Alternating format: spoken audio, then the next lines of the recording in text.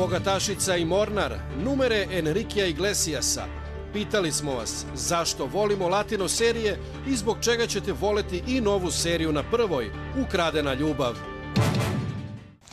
A od ponedjeljka, 14. jula, na programu naše prve televizije svakog radnog dana od 15 časova prikazivat ćemo novu latino seriju po imenu Ukradena ljubav i pored turskih i grčkih serija koje su popularne poslednjih meseci i godina, južnoameričke sapunice i dalje su aktuelne i gledaoci ih uvek rado prate.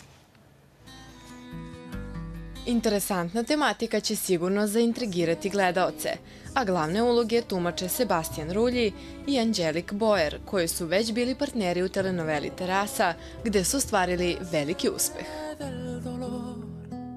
Monserrat je mlada i lepa bogatašica koja je uvek bila okružena luksuzom.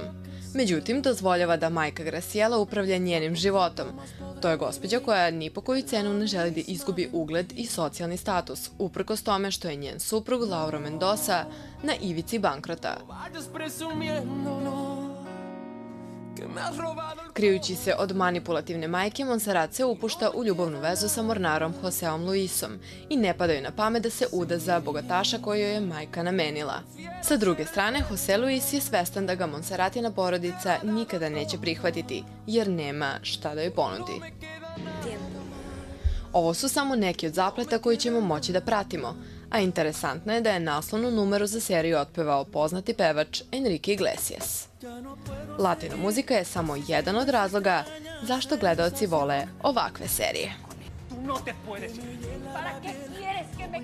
To su interesantne serije, događaje puno, menjaju se brzo scene i tako to.